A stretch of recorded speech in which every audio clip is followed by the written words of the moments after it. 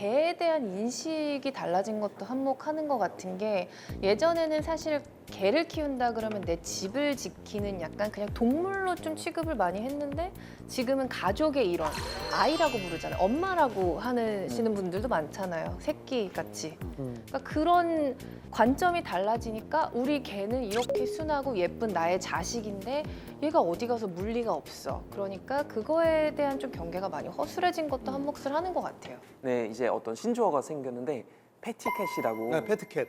근데 이건 한국 사람은 신조어 진짜 참 잘 만드는 것 같아요, 확실히. 근데 이제 pet, 즉 이제 어떤 애완동물하고 그리고 에티켓, 뭐 쉽게 번역하면 뭐 개매너죠, 개매너, 개예의 뭐 이런 식으로 개매너. 번역할 수 있을 것 같은데 이제 근데 그런 예의를 안 지키는 사람도 좀 많은 것 같아요. 이제 통계적으로 보면 뭐 예를 들면 목줄을 매야 되는데 안 매는 사람도 있고 사실 배변 풍토를 가지는 건 필수인데 그거 안 가지는 사람도 굉장히 많고 그러니까 약간 어느 정도 그런 개에 대한 예의 또 서로에 대한 예의 그런 건 좀 아직까지 좀 많이 딸리는 것 같아요. 그러니까 우리 개는 안 물어요라는 이야기만큼 이상한 얘기가 없어요.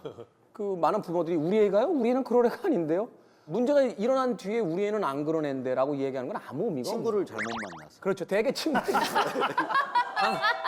강아지들도 옆집 강아지를 잘못 만나서 모르겠지만 근데 부모님들이 꼭 그걸 자기 아들이 나쁜 친구라는 생각은 전혀 안 해요.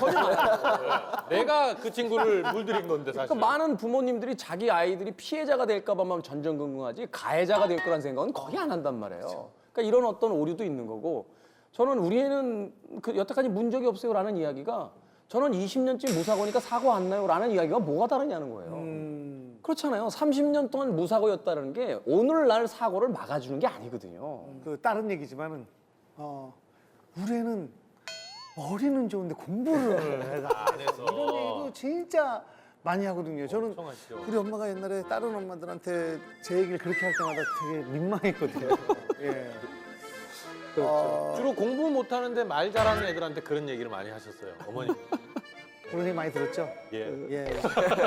안 해서 그렇다고. 아니 근데 독일은 반려동물에 대한 문화가 조금 저희는 좀 굉장히 다른가요? 엄격해요. 그러니까 개를 정말 많이 키워요. 저희는 그래서 개에 대한 세금도 내고 개를 키우면 우선 세금도 내고 버스를 타면 개를 위한 그 버스비도 같이 내야 돼요. 어린이 그 가격으로 그런 것도 있고 그다음에 이제 저희는 목줄 안 매도 되는 그 공간들도 있지만 매야 되는데 안 매는 사람들한테 굉장히 높은 벌금을 기본적으로 이제 요청하는데 거의 한 5,000 유로 가까이 한 670만 원 가까이 되는 거예요. 그러니까 그만큼 엄격하기 때문에 사람들이 그 법을 그래도 좀 잘 지키는 그런 편인 것 같고 기본적으로 하루에 2번에서 3번 정도 30분 이상 산책을 시켜야 되는 그런 법이 있어요.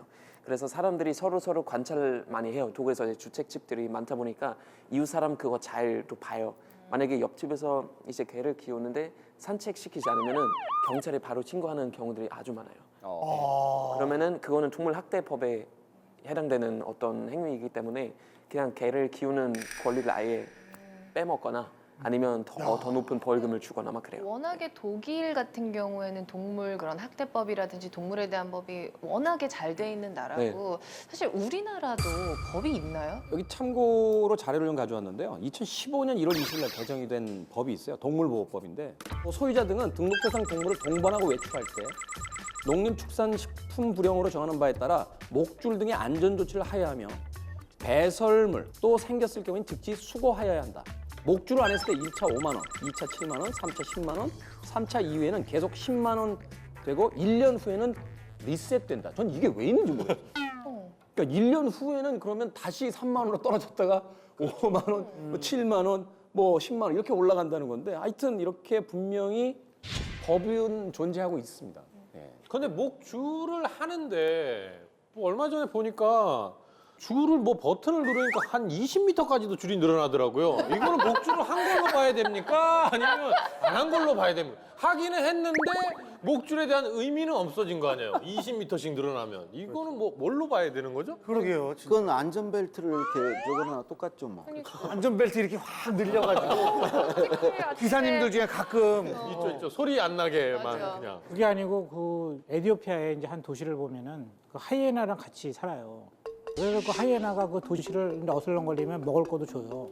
그리고 하이에나 쓰다듬어 주고. 그럼 하이에나가 또 지나다니는 길목이 있어요. 그럼 자유롭게 왔다 갔다 하고 사람들도 어린애랑 같이 지내요. 그러니까.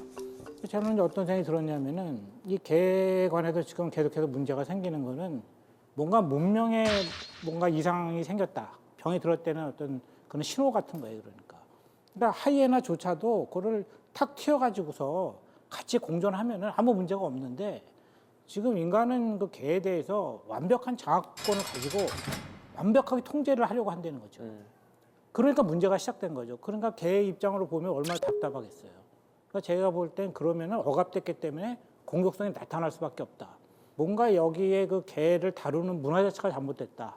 이런 생각을 하게 되죠. 그러니까 접근법이 좀 달라야 될 것 같아요. 안 무는 개인데 어쩌다 문 게 아니에요. 개의 습성은 원래 무는 동물이에요. 본성은 무는데 가끔 안 무는 거예요.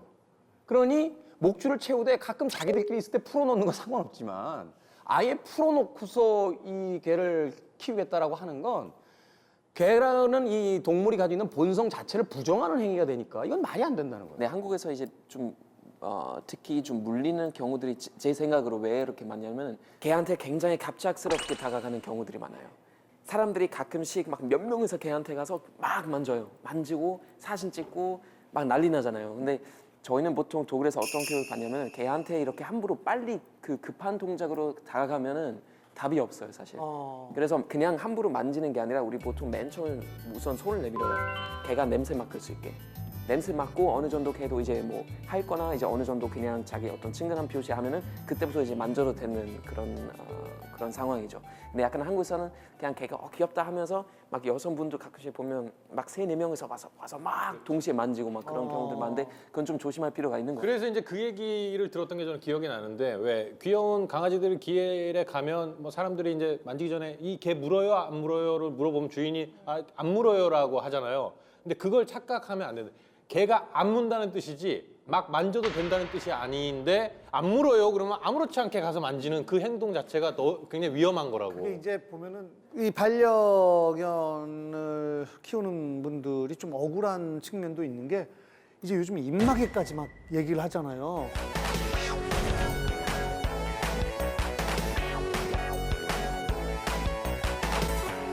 가까운 나라 일본에 가면요, 감기 들면 다 마스크 하고 다닙니다. 남에게 피해 줄까 봐. 자기 감기 걸리는 것도 있지만 일본 사람들이 마스크를 하는 이유 중에 하나는 내 기침 때문에 남들이 피해가 될까 봐 마스크를 다 하고 다녀요. 조금만 기침 감기기가 있어도 이걸 다 하거든요. 근데 강아지 입에 입마개 너무 비동물적이다?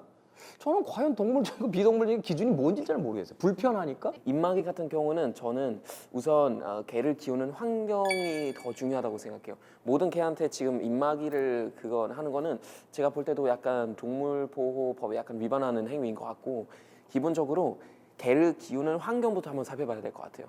요즘 사람들이 아파트에서 많이 키우고 산책시키지도 않고 하니까 개가 스트레스 받아요. 어마어마한 스트레스 받고 우리 어느 정도 좀 자연이랑 같이 함께하는 공간에서 개를 키우는 거 맞고 개를 충분히 산책시키고 개도 스트레스 없이 이제 자랄 수 있게끔 하는 환경이 더 중요한 것 같아요. 그냥 무작정 그냥 모든 개들한테 입마개 하는 거는 그거 제가 볼 때는 원인을 잘 살펴보지 못했던 행위인 것 같아요.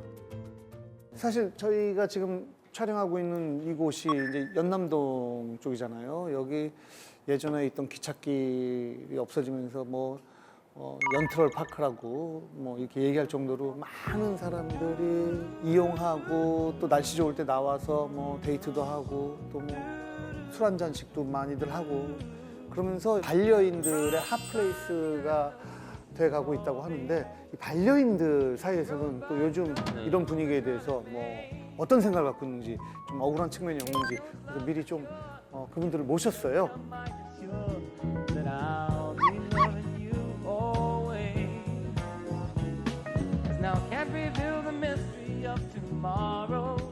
안녕하세요. 안녕하세요. 예.